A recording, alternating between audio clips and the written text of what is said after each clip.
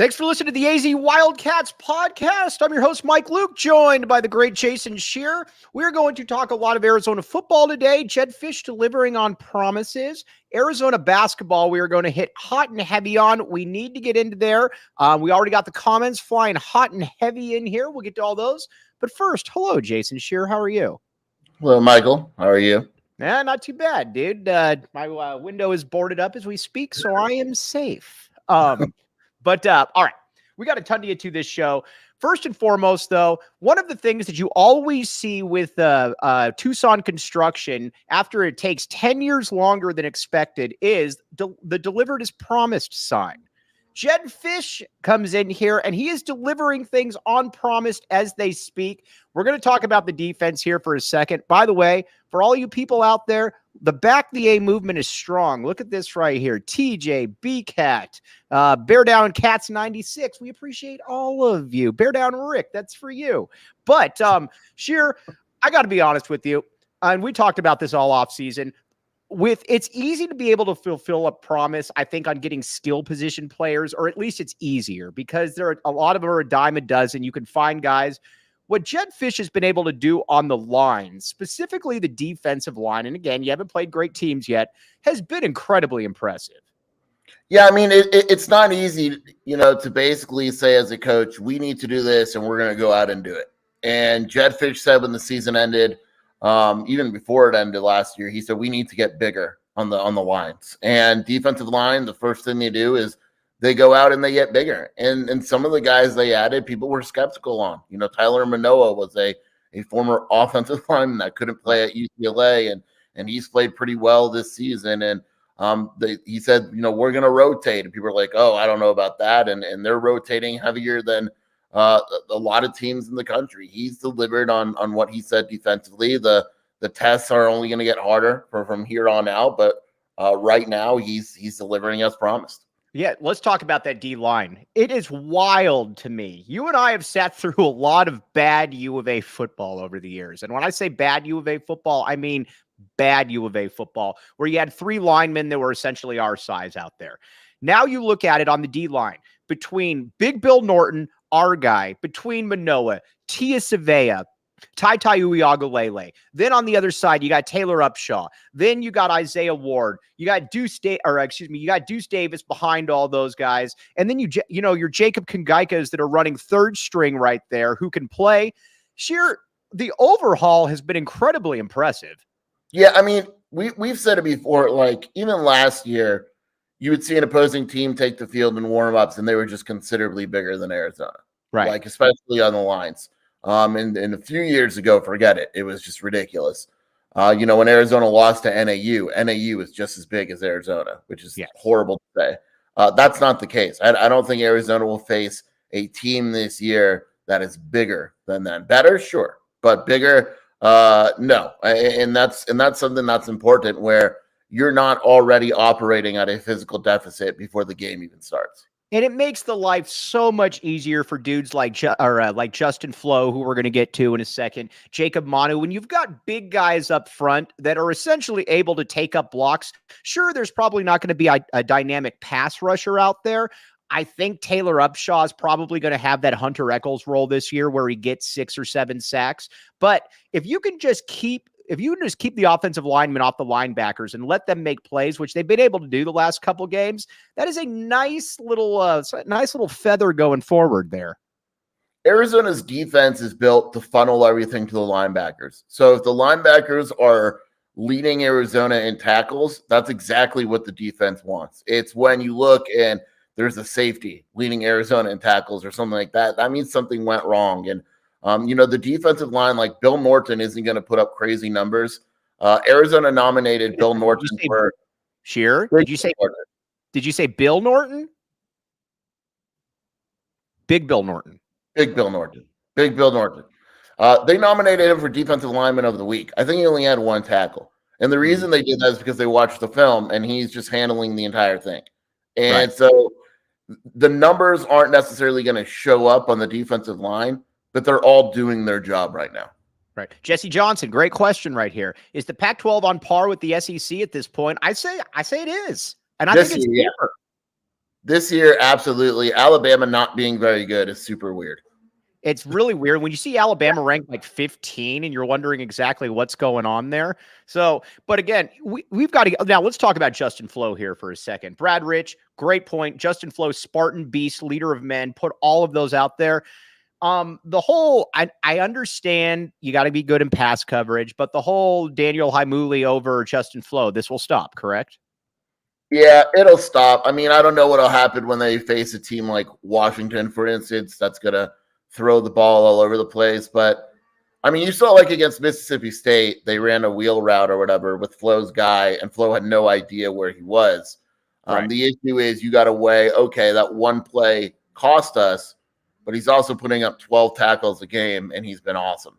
Right. So they're kind of weighing that, and it definitely sounds like the way they're weighing it is, you know what, we'll live with the bad. He's got to learn. He's too good right now to really take off the field. And again, that's one of those things. You pick up one end of the stick, you pick up the other. But you know what? If part of the stick is a 7.5 and the other is a 1.5, well, oh, that's a bad one. If part of the stick is a 9 and the other is a 2, guess what? That still goes over 5 right there, my friend. Look at you. You like that one right there? So, all right. Now, we got more back the A comments coming in hot and heavy right here. All right. Now, we need to talk also. We're going to move over to the offense here a little bit. Big part of this is with the offense, T-Mac. Now, our good buddy Justin Spears, we were trying to tell Justin last year that T-Mac is good. I'm just kidding. No, Justin knew that from day one. T-Mac is a different animal. T-Mac, if there are 49 better receivers in the country, or if there are 5, I would like to see them. And I think the nation is starting to get this game in and game out right here, Scheer. Yeah, I mean, look, he makes that one-handed catch. It's on Sports Under Top 10 and all that. And then Jaden Delore is like, yeah, he does it all the time. And Jedd Fisch is like, yeah, he does that in practice like every day. And like We're like, yeah, it's good, but he's done it before. That's the sign of a ridiculous receiver. And we knew that he would break out this year. You know, he's not guardable. Like you really, yeah, he's too big, too strong, too fast. There's ways that you can slow him down. And I'm sure we're going to see it coming up here soon, but he is absolutely one of the best receivers in the country. You know, Anthony Gimino made a rare good point. And to quote Jason Scheer, I actually like Anthony Gimino. But Gimino made a good point where he said, we're talking about Jacob Cowing. And I was always trying to figure out, there was something about Cowing that separated him, or that's, for at least me, separated him a little bit. And I could never really quite figure out what it was. I figured out what it is, Scheer. It's not that he's blazing fast, although he is fast. His burst from 1 to 10 yards is about as good as I've seen here at the U of A. And I would imagine it's about as good as there is in the country. His acceleration is top notch. Yeah. And the thing is, he knows when to use it. Like if you're a defensive back, you have to adjust very quickly to that. And once he's beat you or he's in the open field, he's very, very good. I know his numbers aren't crazy this year yet, but I mean, he had 10 catches last game, and I think they're going to open things up eventually a little bit more. But yeah, I mean, it's weird because you look at him and you're like, oh, he's just a 5'9" wide receiver. But then you watch him, and that's a good point. It's his acceleration that really kind of sets him apart. So you agree that it's a good point as well, a rare good point by Anthony Gimino. We agree with this. That's very rare, but yes. Very rare, but good. All right. Now, one place that you need to be going out here, ladies and gentlemen, Scheer and I have been telling you from day one, BetMGM. Here's the deal.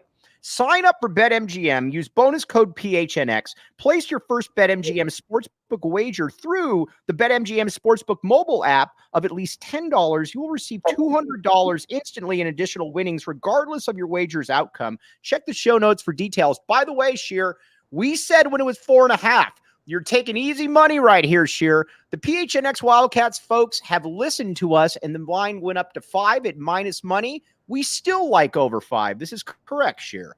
And look, we know it's not going to be easy, but we said this before. If you didn't back the A when things were tough, don't back the A now. All right, let's hear the disclaimer from Shane Diefenbach. Great point, Scheer.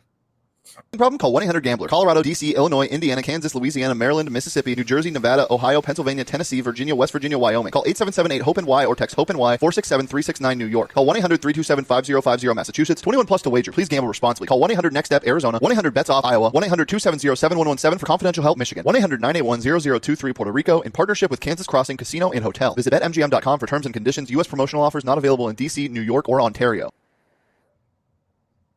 All right. Yeah, appreciate that. Brad Rich right here with a great question right here. Brad, will Arizona have the most draft picks in the next draft it has ever had? Who goes the highest? What will be the highest? No, I think next year is going to be the year when you get a lot of those dudes, because then you're going to have T-Mac.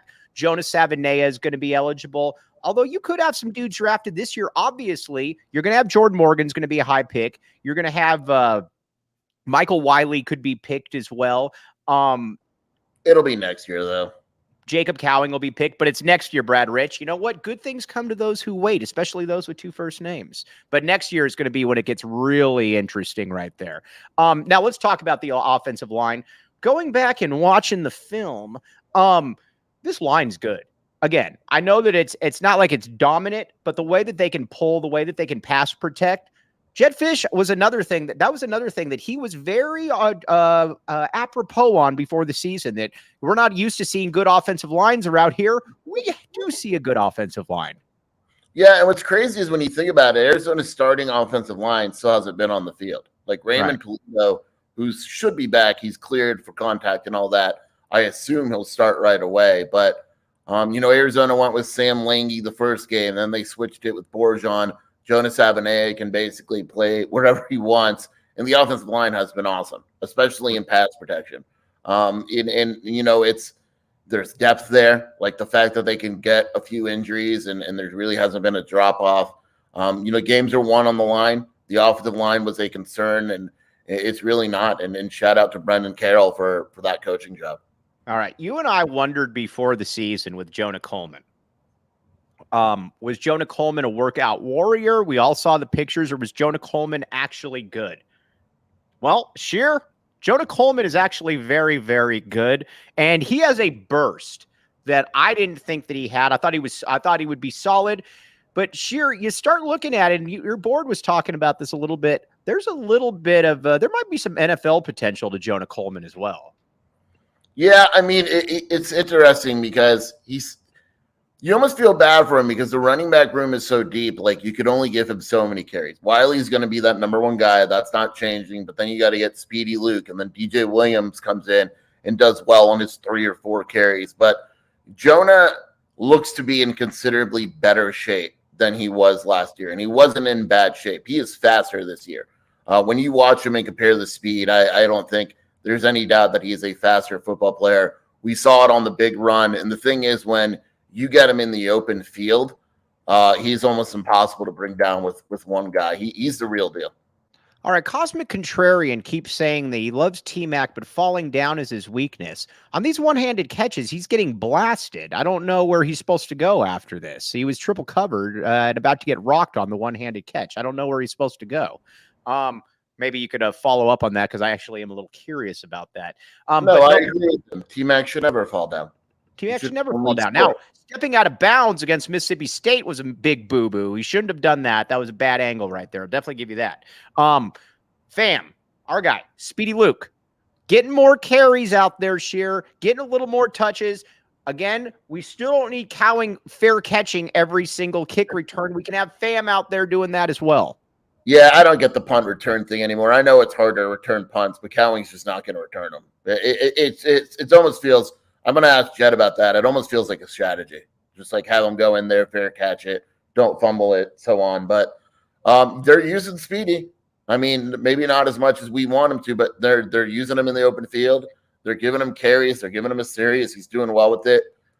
You want to see him get a few more touches, probably, see what he can do. We need to get Speedy some more touches, but again, he's got a little bit of a next-level burst there that I think that is fairly rare to see. Now, Arizona, then, we got Stanford coming up here. We're going to get into that here in just a second. But first, OGs. All right, Scheer, let me tell you about OGs right here. One thing about OGs is this.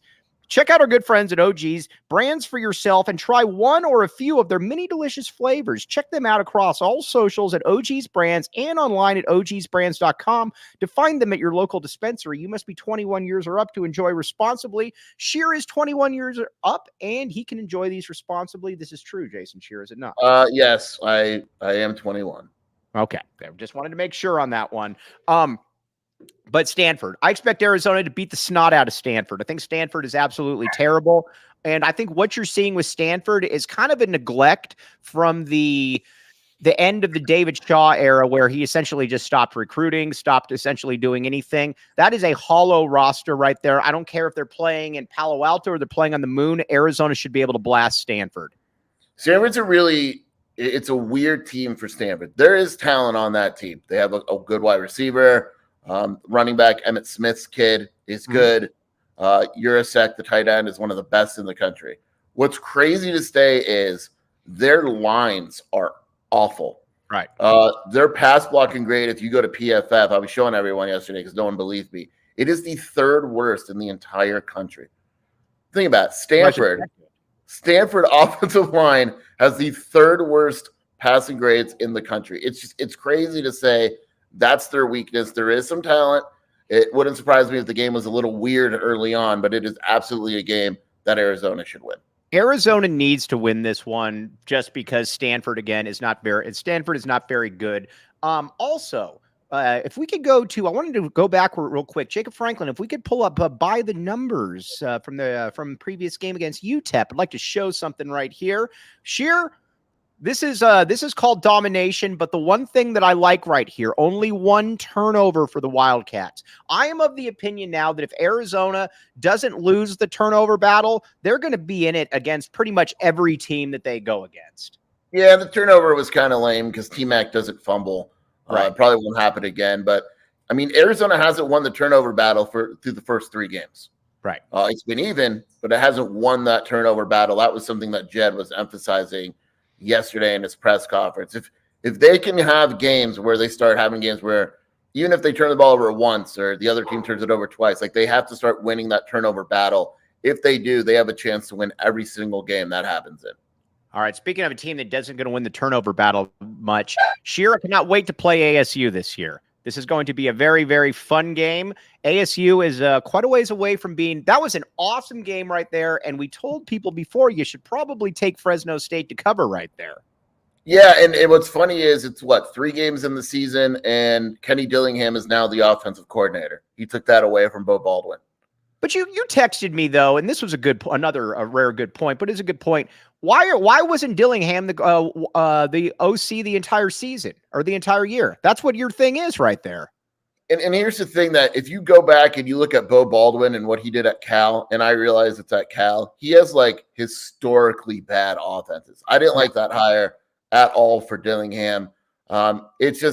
It's bad timing. Like by the end of the year, if they're healthy and all that, that defense is good. I'll credit that defense. They had 8 turnovers and only allowed 29 points. That's wild. But the wrong timing, man. They got USC this weekend. I think the spread is up to 34 right now. Those are the kind of losses. We saw it in the first year.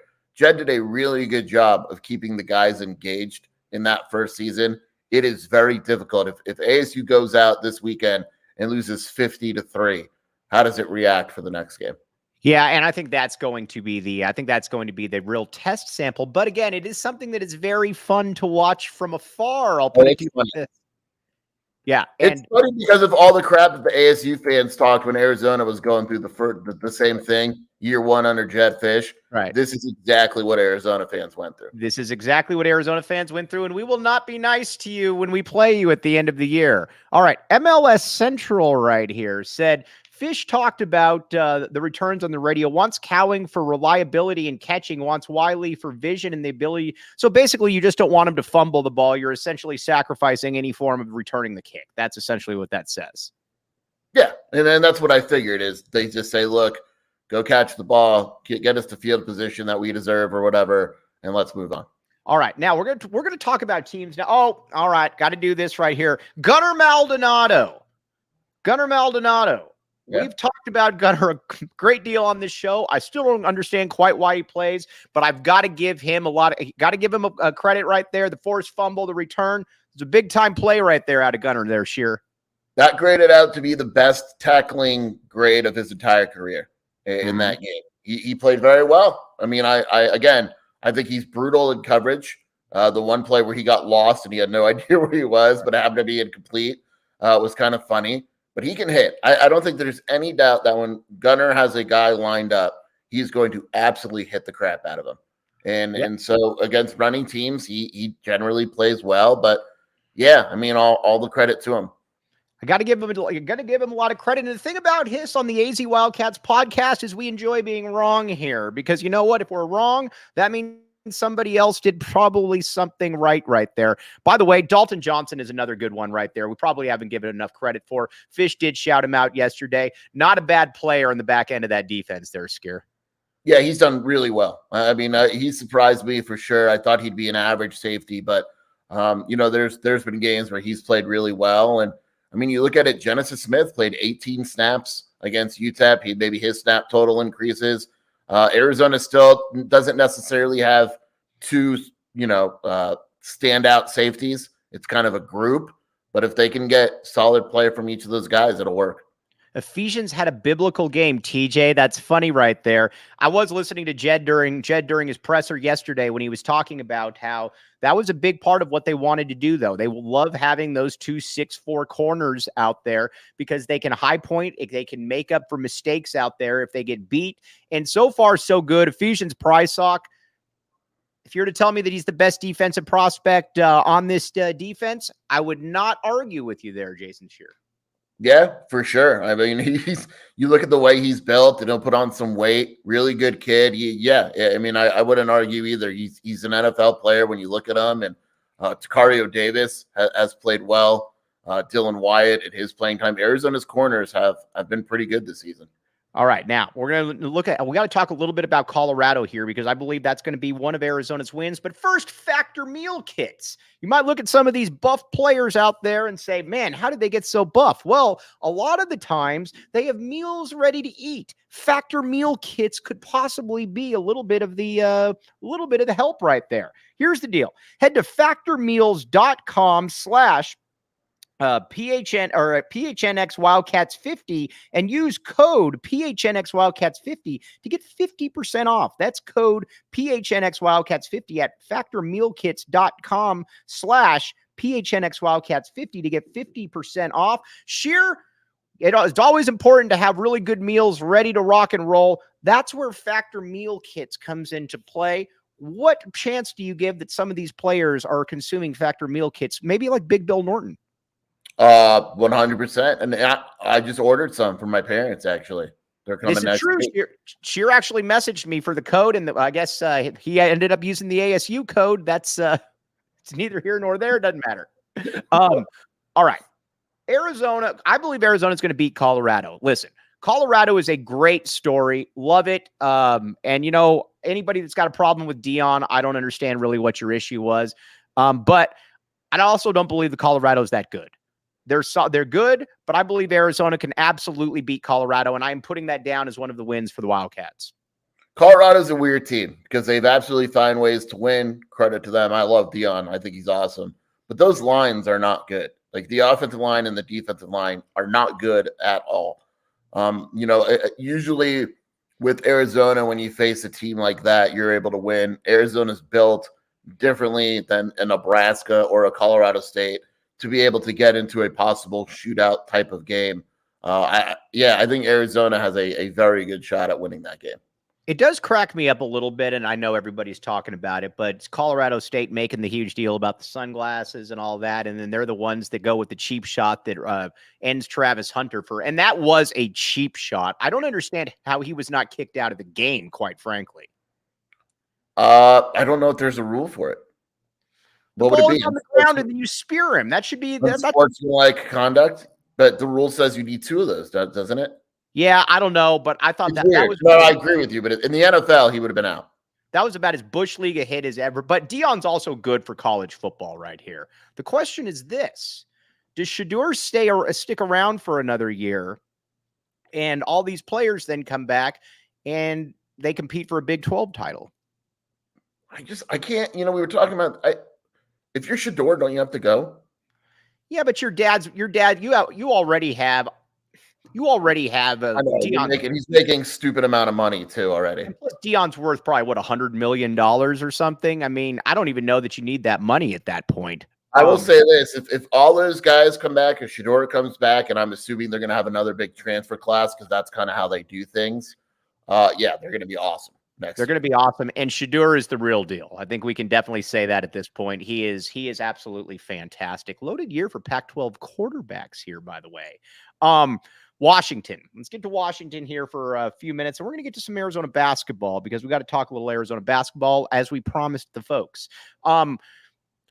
Washington, I think, is a very tough game for Arizona. Washington and USC are the two games to me that I just don't know how Arizona is going to stop them. I think Arizona is going to be able to put up some points, but Washington and USC are the two games that worry me, Scheer. Everybody else, I can easily see Arizona winning. Not saying they will, but these are the two games that I think are going to be problems. I think you can make a very real quick case. Everyone talks about USC. I think you can make a very real case that Washington is actually the best team in the conference. As a matter of fact, that's exactly where I was going with that there, Scheer. Yeah, like I think, the quarterback never gets touched. The wide receiver group is as good as it gets. The running backs do their job. The defense is solid.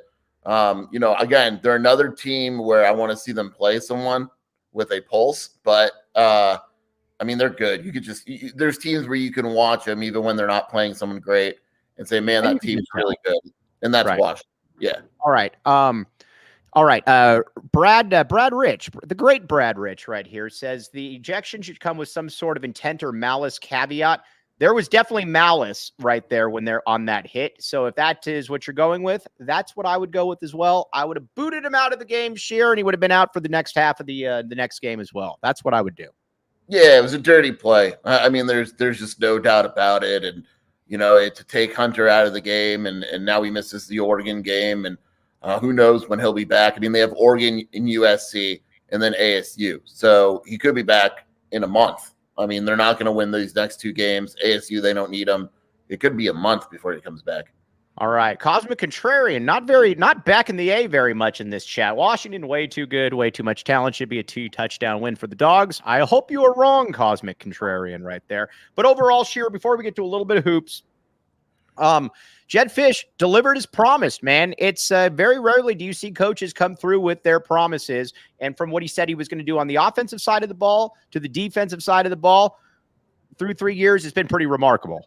Yeah, look, and I understand there needs to be wins and all that. It's kind of a shame that the Pac-12 is so good this year because, if this was last year, I would say Arizona's a lock for a bowl game. But he laid out his plan when he was hired, and we're going to build the offense, we're going to build the defense, we're going to go from there, and he's done it. All right, now let's talk a little bit of Arizona basketball. Now we got to get to this. The thing that's difficult about covering the Tommy gun when it comes to recruiting is it's not like it's Sean Miller, where Sean Miller's recruiting 14 guys and then he tells Scheer behind the scenes who they're recruiting and then you can start breaking it. Tommy Lloyd is very close to the vest, but we do know Emmanuel Stephen. I think this is he put down his top 5, big time, big man, obviously out of Phoenix. Plays with Jamari Phillips and Carter Bryant. He would be an awesome addition to the recruiting class right there. And quite frankly, the kind of player, especially up front, that Arizona could probably use to a certain extent. Again, a little bit more athletic, a little longer, a little bit different than the Mount Crevises of the world, who we will get to. Yeah, he's not a big scorer, but he is really good defensively, blocks a ton of shots. Narrowed his list to 5. I would say Arizona, Michigan, and USC are probably the 3 schools at the top of that list. But he's the guy where he would fit in defensively right away. I don't want to compare him to Koloko because they're different types of players a little bit. But the kind of player where no, because he's going to come in, his offense is going to be great, but you hope in a few years his offense, comes around and all of a sudden you got a guy that can dominate on both ends of the floor. So he's a guy where I would expect whatever school he goes to, he's going to contribute defensively right away. Red-blue game too. Yeah, he'll be there, and I'm sure I think Hudson Greer is going to be there. I'm sure they'll have others down there as well. But he's a guy where I absolutely think Arizona has a real shot at landing. You know what's interesting about Tommy Lloyd's recruiting for this coming cycle is generally you have a really good idea about who's going to be on the team, who's not going to be on the team the following season.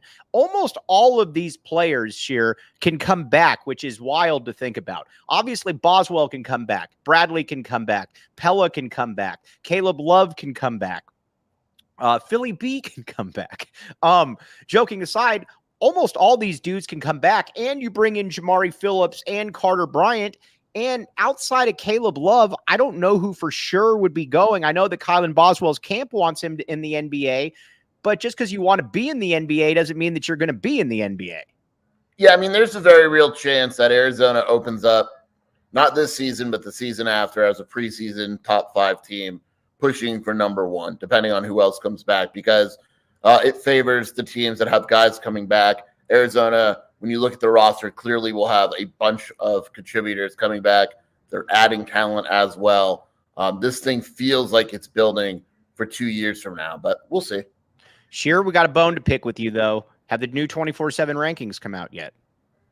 Yeah, look. Scheer, come on. Well, I think Bossy gave a very good explanation. People have to realize, first of all, Jamari Phillips dropped 3 spots, right? Not acceptable. But we added 2 guys to the rankings. So really, he only dropped 1 spot because we added Jaden Quaitnance reclassified, and then Cooper flagged it also. So why did he drop 1 spot? I don't know. Is there anything you can do to change this? No. And that doesn't sound like you want to either. But if you're saying to yourself, I'd like to go watch these guys next season, but I don't know exactly where I'm going to go or where to find these tickets, Game Time is where it's at right here. Download the Game Time app, create an account, and use code PHNX for $20 off your first purchase. Terms apply. Again, create an account and redeem code for PHNX, $20 off. Download Game Time today. Last-minute tickets, lowest prices guaranteed. That's where you're going to want to see it right there. Scheer, is there a way that we can petition to get these rankings changed? I will go to the absolute top of the ladder to make sure that they get changed. They won't be changed, but I will put in the effort. All right, 5 of a Kind Media. That's why you're a smart guy, because we were about to get to that next. Gilbert Arenas' son is ranked number 4 in the entire 2026 class. Elijah Arenas is a monster. From what I've heard, Arizona is doing well with him, but this is definitely going to be one that's going to be played out because Gilbert Arenas likes Gilbert Arenas' brand. This probably won't be something that is going to be decided soon, but Arizona, obviously one of the early offers, is going to be right in there for him and would love to have him. Yeah, they went and stopped by and saw him last week. I think everyone did. Yeah, Arizona's going to be right there for him, but this isn't going to be an early commitment because, like you said, Gilbert's, he's going to listen to the G League. He's going to listen to everyone. It's going to be one of those types of recruitments, but I absolutely expect Arizona not necessarily to land them, but they're going to be right there in the end with everybody else. They're going to be right there. And on top of that, too, also in 2027, Jason Gardner's son, I think, is getting close to a U of A offer as well. I do believe that that will probably play out through this freshman season. But how cool is that, though? Gilbert Arenas and possibly Jason Gardner's kids playing together, backing the A, possibly. Yeah, if you ever need confirmation that you're old, this is when it starts to happen. When the guys that you watched when you were younger, now you're watching their sons. Yeah, you're watching their sons and you're saying, man, U of A's got to offer these dudes. All right, now let's talk a little bit about current roster news. I know you've heard the same thing. I don't care. Listen, we both like Umar Ballo a great deal, leader of men, Umar Ballo. Montias Krivas is playing 15-plus minutes per game this year right now, and it could be more, probably not a ton more, but through what you saw in the overseas trip and what he's been doing in practice is exactly what he's been billed as.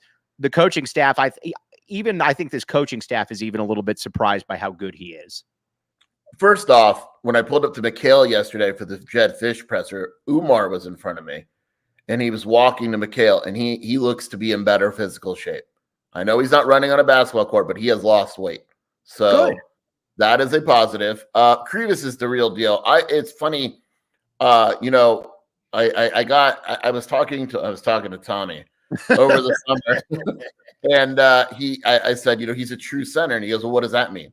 I go, well, he plays like a traditional center role. He goes, no, he's just a really good basketball player, and he's like, just watch, and he was right. Like, he is legitimately good. I still think he's more of like a traditional center, but it doesn't matter what you call him. He's good at his position, and he's a good basketball player. He's a good basketball player, and that the second that Umar Ballo was out of here, and again, we don't want Umar Ballo. We want leaders of men out of here.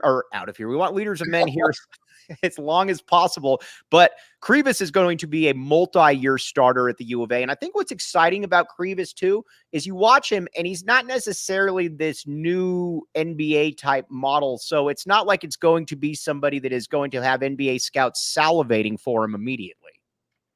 Yeah. I mean, he's a guy where the international guys, you feel, unless they're kind of like unicorns, like guys that are just, like Modest Buzelis, for instance, right? They're going to be in college for multiple years because even though, like you said, Krivas is going to be really good, but there's no NBA teams dying to draft a traditional center, right? So it's the decision that we talk about, where does he go to the NBA and play whatever? Does he go international, or does he just wait and play college and make some nice NIL money? These international players are not in a rush to go to the NBA. They're raised much differently in their approach to basketball than the other guys who are like, I'm only going to college for a year because I have to, ready or not, I'm going to the NBA. The international guys, generally speaking, are much different. Do you think Mount Krivas has been to Circle K because he saw the K up there and he wondered if the circle was in reference to him? I would assume. That's kind of where we're at. We're assuming that he goes to Circle K, and then we work backwards from there if he's not.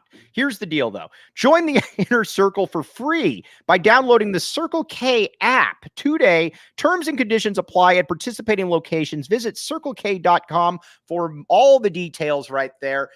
Mount Krivas right there. Speaking of Ks, I know you've heard the same thing. I don't know what role it's going to be, but KJ Lewis continues to impress behind the scenes. And I don't know if it's going to be kind of that role where he plays 12 minutes one game and then maybe plays 4 or 5. But this dude's coming, and even coming back from their Middle East trip, he's going to be a problem, Scheer, and he's going to be a problem sooner than later. Apologies now or later. Can we start? Can we start the My Bad KJ Lewis movement like the My Bad Pella movement? Well, let's wait until games, like real games at least, and then I'll be ready. But I'm curious where his role comes from, what it is, not necessarily because of him, but more because of the other guys on the roster. You can't give everyone minutes, so where are his minutes coming from? Because Arizona's guard heavy. Do they, I see him as a guy where it's, we need some energy, we need some defense, some athleticism. Let's put KJ in there to kind of spark things up a little bit. That's the role I kind of see him getting, but I don't know. And this is what you were talking about before, where I don't know how much KJ is going to play in year 1, but I guarantee you in year 2, he's going to play quite a bit. Man, just thinking about that 24-25 lineup where you talked about where you've got KJ Lewis, Shamari Phillips, Carter Bryant, and theoretically another guy or two out there. I mean, Jaden Bradley will be back, obviously. Then, Pella Larson or Caleb Love could be back as well. This is a team that very much has a feel of a preseason number 1 or 2 or 3 ranked team in the country there, Scheer. Yeah, I mean, it just depends on who comes back. Like, if the majority of these guys come back, they're absolutely a preseason top 3. Yeah, we like to hear that right there. Also, Wanakin, get out of here with that stuff. All right, now, this is also a great time to become a PHNX diehard. All right, and here's what you do. You can get all kinds of really good deals right now. You can get discounts on merch. You can get you can get all kinds of stuff through the website as well. Again, check it out. And you can get also to events. Reserve your tickets for free to our PHNX Cardinals away game watch parties. Join us every away game at the BetMGM Sportsbook at State Farm Stadium for tickets, raffles, prizes, you name it, they got it. And we have the Tap and Bottle watch parties coming back up this week. Very excited for it. Love to see all you down there. Kenny Abbey, the great Kenny Abbey, will be signing autographs. Maybe we could get Well, Emoy won't be able to show up. Maybe we could even get Emoy to show up and sign autographs. Emoy's been out in the wild, according to the account there, Scheer. Yeah, I mean, look, we there's legends that watch this. That's what it comes down to. Emoy, Kenny. I mean, what more do you need? What more proof do you need that the back DA movement is as strong as ever? It's as strong as ever. And on top of that, too, Bruce Pascoe. I so badly want to talk about this, but I will not talk about this because I like Bruce Pascoe so much. But Scheer, thanks for letting me in on that information. You're welcome. The people are speaking about it. Hopefully, someone is able to break this big news regarding Bruce in the near future. This actually is a very funny story, but you know what? Sometimes, Scheer, we've had it before where you got to sit on a scoop and you just can't break it because you don't want everybody out there. This is a good story, though. Hopefully it is broken at some point soon. All right, Scheer, are you going to be at the Keyshawn Johnson, Jaden Bradley media availability? I am not. I have the wonderful experience of going to an orthopedic surgery with my mother, but I've got people on the ground. Don't worry, Scheer. I'll be there as well. I mean, your right-hand man, Scott Schlittenhart. By the way, you edited out his fam remark, and you never put it back I did. I told you I would put it back in. I will put it back in. Can you go back retroactively and change this article back to fam? I will, 100%. I'll do it right now. Zone 2, Brad Rich put it very well. Deion backs the A. We agree on that very much. Let's see Chip Kelly backing the A today. Dude, Chip Kelly said we should be ranked. Chip backs the A. Dude, Chip backs the A. And by the way, before we sign off, Ray Anderson definitely backs the A. I don't know how I missed that. Scheer, do you want to explain what happened? Because you saw it before I did. So basically, Ray Anderson, while everyone's saying that they want him dead, decided that the only thing that he would do is go on social media and like a Scotty Graham tweet that said, bear down. So that's what we like about Ray Anderson. Secretly, Ray Anderson is back in the A. We agree on this. All right. Scheer, before we sign off, where can they find you? Where can they find you doing all your damage? WildcatAuthority.com, at Jason Scheer on Twitter, in the Wildcat Scoop podcast with Shelby. All right. We got a fun week coming up here. We got Dennis Dodd tomorrow. We got Yogi Roth after that. And then we're trying to get Chris Gronkowski later in the week as well. So look at me pulling out all the resources. Yeah. All right. Appreciate all of you guys. Scheer, best of luck at the orthopedic appointment right there. Jacob Franklin behind the scenes.